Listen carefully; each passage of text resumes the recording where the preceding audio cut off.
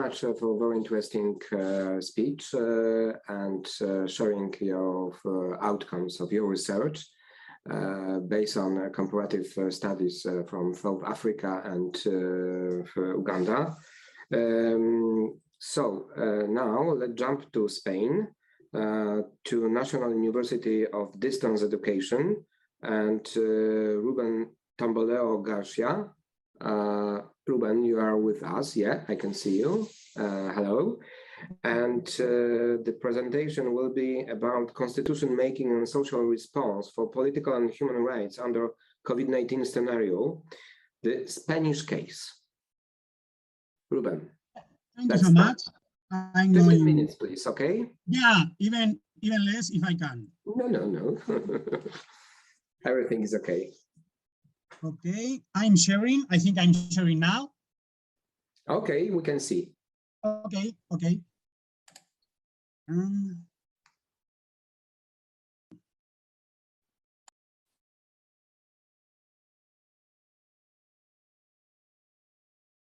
Yeah, perfect.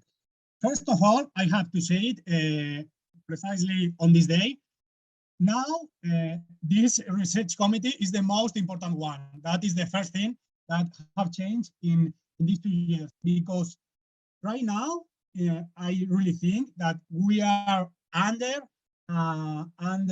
really a totalitarian threat, and for that we have to fight and we have to teach.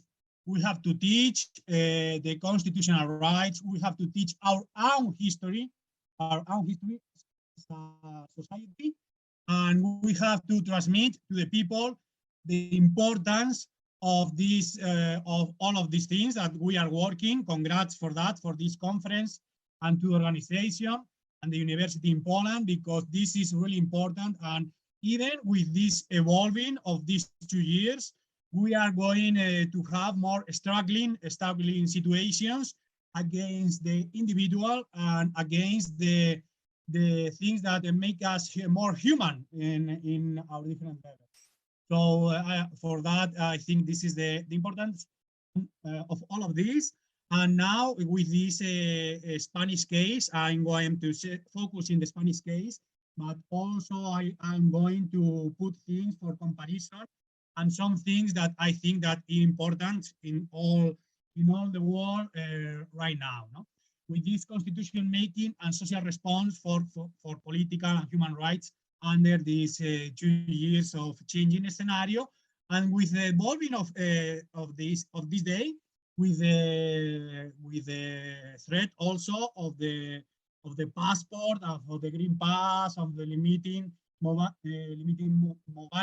limiting human rights very deeply, precisely. No, with these points, for that. Precisely, I am going to distinguish. I strongly agree with the presentation and the ideas of Professor Oscar Pérez de la Fuente, but I have one more sociological and political science approach, a more sociological approach. So for that, this is going to be different, no? The bobbing right now is the thing that, like I am saying, this is for worry, and because the problem as this is not, we are not, cannot have to visualize the ending, and even the situation is worse for the defense of the individual, or if the individual right. No? The constitution making, this approach also is because we were using new parts of our constitution, and with that it was like, how are we going to do this? I think so. Professor Oscar Pérez de la Fuente said, and also Constitutional Court response was expected. In Spain, we have a Supreme Court and a Constitutional Court. So they are different, and the Constitutional Court is not part of the judiciary. So for parts of the Constitution, the interpretation of the Constitutional Court is needed, but they cannot act by themselves. For example, one of the situations needed for they can act is you need 50 deputies in the lower chamber for they can make a sentence and a statement of this. With this new part, the new sentence considered new procedure to follow. So there is a certain need of these sentences even when they cannot act. So with that and with that sentences and with the new procedure, that is the part of the this new constitutional making. Well, with that we have two very that we can distinguish very clear two states of alarm, like Professor said previously, but we can distinguish also a characterization very different in the two, because in the both, because the situation also were changing from some parts of the country. We were not expecting that this one going to be so long. So in the first one, we had a very centralized state of alarm, that in the state of autonomies, the regional level, and with a very severe confinement, one of the most severe lockdowns in the world. But with the French part, like you could walk with the dog, but you cannot, for example, walk by yourself for sport and for health. That was one of the problems, and with every 15 days under approval in the lower chamber of the Congress, the deputies chamber, and every 15 days with changes. The Easter week was the most restricted one. This was one of the example with the new police state, talking to you if you are going, because nobody knows how many miles can walk with your dog, for example, no? And this is also important because was in the social response. The social response was weak and was very individual. This bag was the bag most expensive in the second market, most expensive, because with this bag, some people were buying it and going to the street like fake people. No? So the people wasn't fighting in a common, in a associated level, but they were saying, okay, I'm going to do by myself some of the part of the society, and for that was small. You know? With that, we were in the summer of 2020, and in October we have a first and a half state of alarm only for Madrid, because they were saying that Madrid was the threat for the health. One of the common messages, the threat for the health, but with not good justifications in the numbers or in the data. Just like this is like a poker card. This is one that whatever, even against the human rights or even against the constitutional rights, no? And with that, we jump to the second state of alarm. In this case, the characterization was a very decentralized state of alarm with benefits for Basque Country and Catalonia, and even with a deeper into the limitation of fundamental rights and constitutional rights. Approved for 6 months. This was bad because in the Constitution they were saying that the state of alarm was not for this situation, and you have to go under the revision of the Parliament, the lower chamber, by the most days has to be 15. So this was a discussion because, like the lower chamber were approving, they were extending for 6 months, no? And also we can see how the political response was changing too, because they was evolving from the first with a very show the support to the last one, improvement, and the longest one with lower improvement of the lower chamber. So with that also a little social response was growing up. No? The Constitutional Court sentence the Constitutional Court sentence only because one political party with 50 deputies were complaining and putting to the sentence with the minimum of 50 deputies. Very hard response with 3 sentences against, but not any punishment. It was for free because the Constitutional Court has not the capability of put a punishment. No, these were 3 sentences for the first state, for the second, and for the closing of the parliament. Very totalitarian thing. Was also because they were saying you cannot put to the regional level to limit human rights and constitutional rights. For the second one, it was even harder, the response, and you cannot do it for the time that you do whatever want. It's only for 15 days.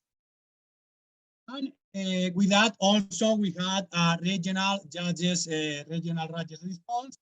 Very, very different, even changes the regional 17 autonomous communities and contested in the Supreme Court between party and one small part of the civil society too. With that, in the first state of alarm, they achieved to create. This is really amazing because they achieved to create with a pausing at 8 from the balcony. They were achieving to create an atmosphere of like they were winning a war. So everybody, the most of the people, not everybody, but the most of the people are compliant with the situation and even applauding at 8, even with this very severe lockdown, one of the most severe in the world. No, so this was a celebration in the balcony. At 8.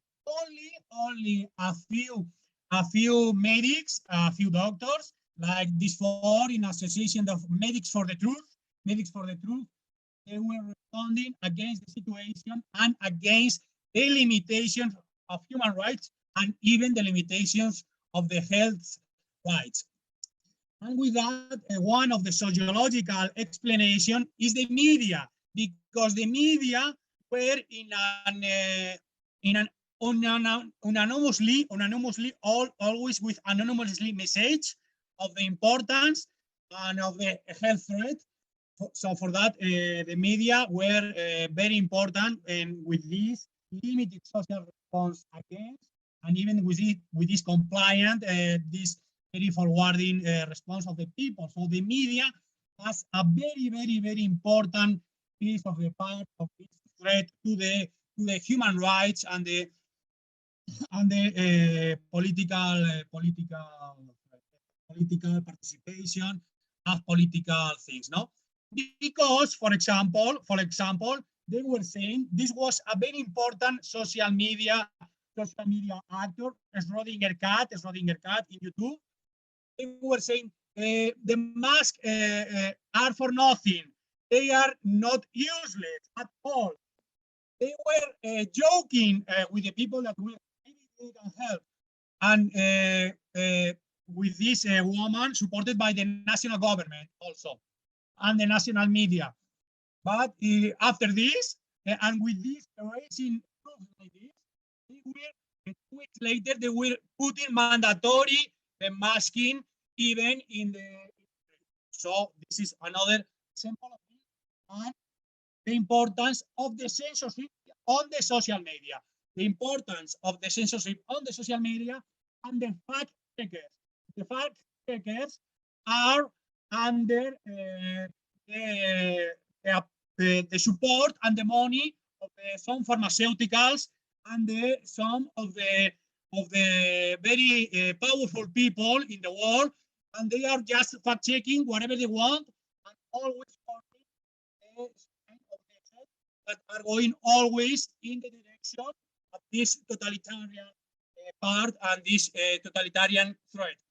Also, the government, they were doing very a lot of publicity, advertising with the vaccination. This was the sign of the government of Spain, and they were putting like a vaccination as an example of the social responsibility. But even with official data, of Spain, now we have data that almost 2,000 people died of the vaccination. 2,000 people, and this is official data of the Ministry of Health of Spain. And now, I know that I have surpassed the 50 minutes, but I'll be finishing in 3. So, and now with this this now threat, the threat of the passport for everything, not only to the mobility inside the European Union, also for go to the cafeteria or the gym in some part of Spain, in some part, because in some regions they are putting on, and in some regions not. They are fighting against this, and this is even another threat, because the Constitutional Court said that the regional court has not the constitutional power to limit the human rights and the human constitutional rights. So this is another threat. No? So now, for finalizing with the conclusions, in the human rights, the health is not only not to put sick in for COVID or whatever else.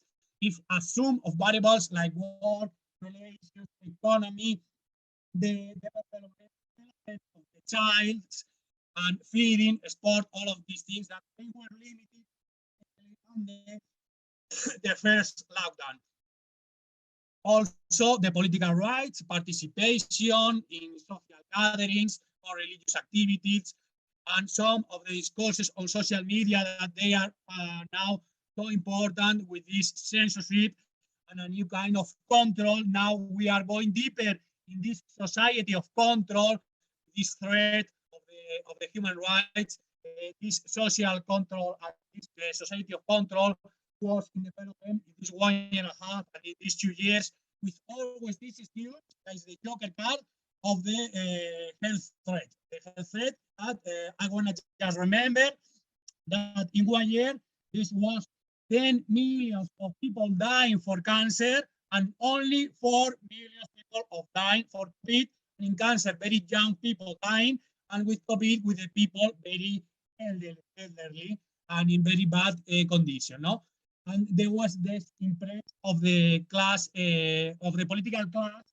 with this morning. There was a very impressed of this political class feeling very comfortable, just forbidding things and limiting human rights and constitutional rights.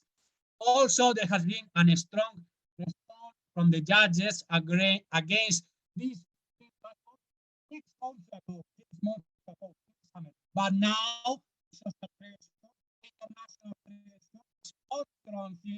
they are putting more pressure even in the judges that with that they are taking this new, more restricted position for supporting us in some regions, not now in the national level. With very difference also with some countries in the first place, like France or Italy, they were in the first place going in this green passport, and our judges were against. But this pressure, social pressure, is changing the things nowadays in this precision moment. And they were talking, and with they are putting even more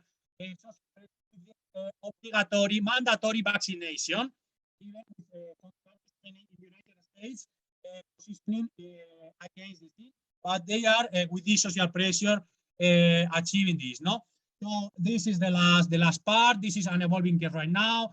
In the European level, we can compare, we can do this comparison, but in Spanish case, there is some particularity. My question and for the discussion is how and where is gonna end this, because with more compliance and with lower lower incidence, they are now more restrictions and less human rights. Thank you so much, and thank you so much to the organization and all the fellows for all. Thank you. Ruben, if I may, of course, thank you very much for your speech. We visited during this panel Spain, South Africa, Uganda, and now next Russia, of course, I'm sorry. And next step, it will be a very, very big step because next speaker, Samantha Lopez, is from Hawaii, and Philippines also. Samantha, can you hear us? Can you see us? Okay, where are you now, in fact? I'm actually in the Philippines right now. I'm okay. Okay. Thank you very much. And your speech will be on necropolitics and checkpoints, an interrogation into the death wards and death-making practices on the pandemic response of the Philippines. Okay, Samantha, the floor is yours, okay? Right, if I may share my screen for the presentation. All right. Sure. Okay, can you guys see my presentation now? Yeah, we can see it. Okay, allow me to start now so we can end this on time. So my presentation is on necropolitics and checkpoints and interrogation into the death worlds and death-making practices of the pandemic response of the Philippines. So allow me to give you a brief background of the situation first. So during the beginning of the pandemic, President Rodrigo Duterte enacted the state of public health emergency. So under this public health emergency,